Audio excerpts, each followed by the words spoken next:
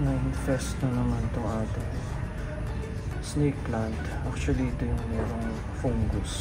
So, palitan na natin. Kuha tayo dito. Since ito marami ng extra dito. There we go. Pwede ito.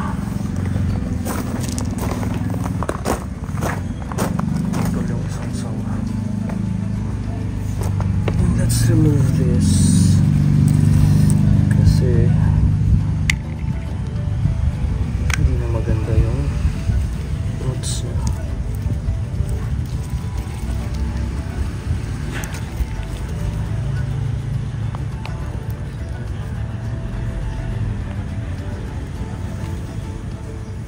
Hindi na healthy.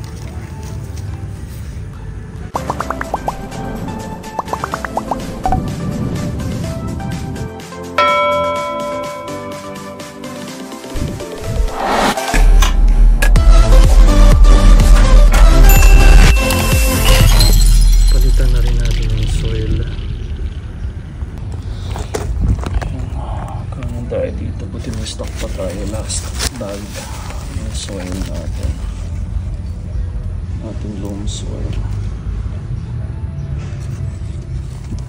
Ciao, I'm biking and I was so amazed kung paano yung nag-regrow ang mga banana trees kasi diba once na nagbunga na siya, hindi na siya magbe-bear ng fruits, so that's why you have to cut it. So yan yung mga small na yung mga baby banana trees na yan, yun yung mga nakat. Look, diba? Yung stem nyan kinat yan dun sa katabi, tapos nag-grow na siya ng bago. Iba nga dun mismo sa pinaka husk niya, sa trunk, doon may umuusbong ng mga bago. Ang galing, no? Amazing. Ang kanilang life cycle. Ciao, banana trees. Thank you for your fruits. Cute. Nagpapadedos pa na nakatayo.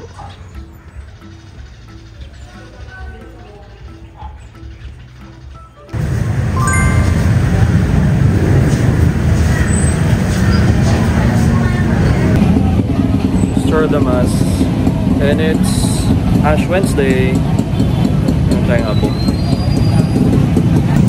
Dito tayo sa San Marcos, daming tao, sabay pa ng school, katabing school to eh, yung traffic. Ciao, have a nice day. This is beautiful. Kaya mga bangga villa. Oh, nice.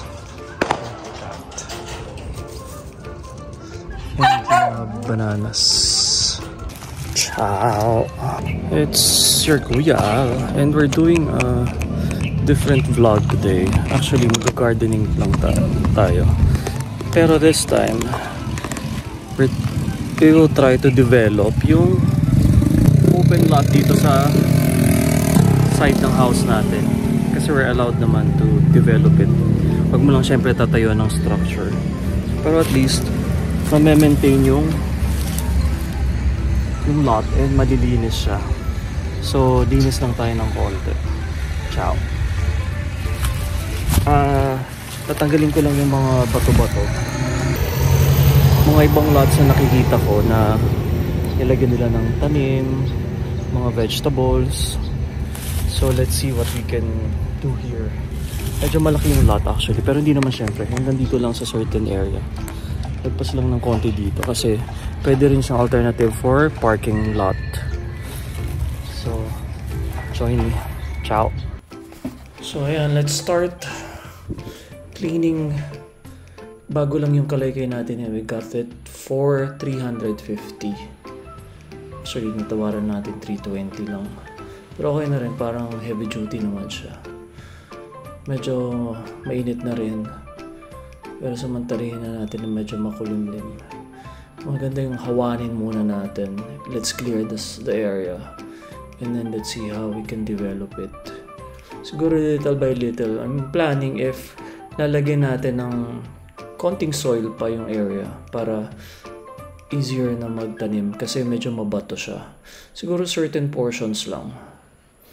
Nakakatuwa itong aratilis na to, itong nasa tree na nasa gitna. They almost cut it last time nung nag-clear dito yung mga maintenance. Pero I opted na wag na lang kasi sayang naman. Actually, nagbibigay din siya ng shade dun sa area. Kaya might as well keep it. And magbubunga din siya. So, I love yung fruits ng aratilis. It's sweet. Kaya, ayun. Pinakat lang natin yung topmost part para hindi siya ganun kataas. Para madali rin siyang abutin. So, pahipahinga lang tayo. Mahirap din mabigla kasi ayan, mainit na.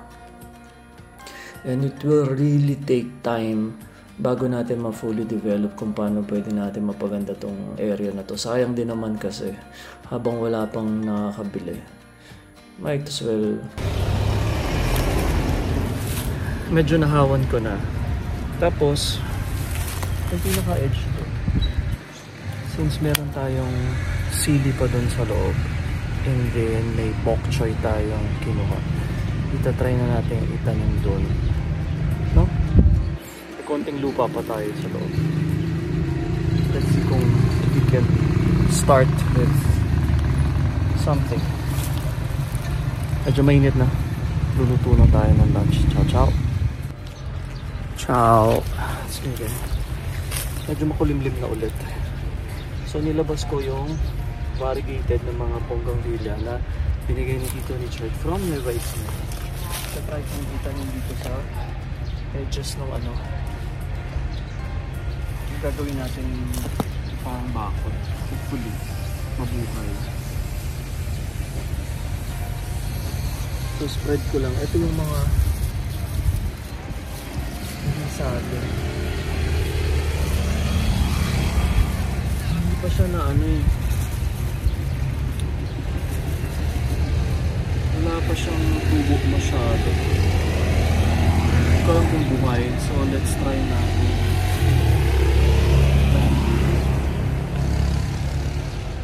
Medyo matigas na yung lupa. So, kailangan natin ng extra soil.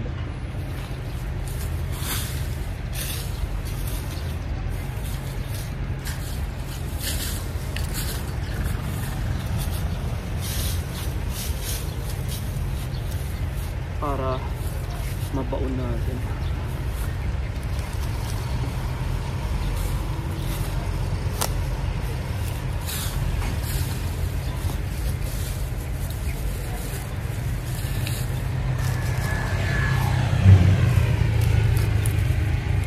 Samantalayin ko na habang medyo malilim pa. Ito kung buhay pa to. Hopefully. Maganda yung variegated bougainvillea na to. And galing pa nga siyang Tarlac. From the in-laws of Ivory, the sister of JM. Kinuha yan ng papa niya. Ang sayang naman kung hindi natin mapapatubo. Hopefully, mag-grow pa rin siya. Alright.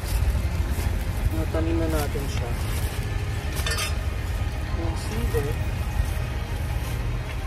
ita-try kong itanim din.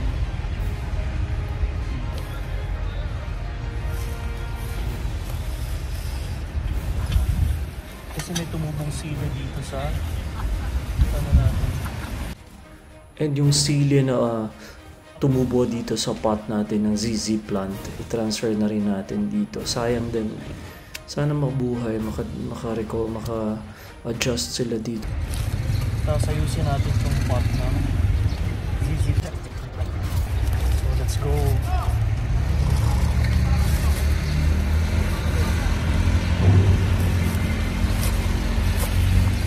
Yung ZZ plant natin. Pero ang ganda. Yung white natin ito namatay na. Sayang. Ciao! So ayan na yung Seedling natin, tapos another plant. Tapos yung mga nakatayong dry ano na yun, sana mabuhay mga bougainvillea para sulit yung kinuha ni Tito Richard. Ciao ciao. Didiligin natin itong variegated talisay, African talisay natin. Ano naman tayo na siya ng plastic. Diligin natin to bagong tanim natin. Ayan, itong ating sili.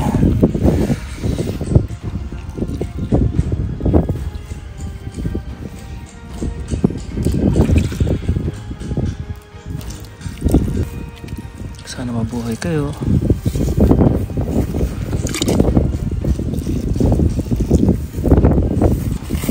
Sana mabuhay kayo. Sana mabuhay kayo. Gusto niyo itong pwesto nyo. Direct sa araw.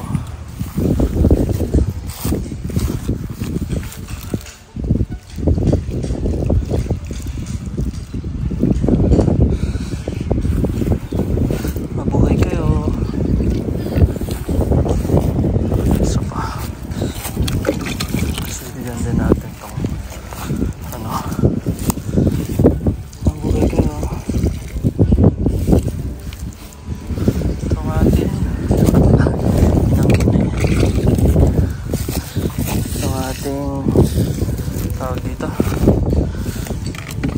Aratis.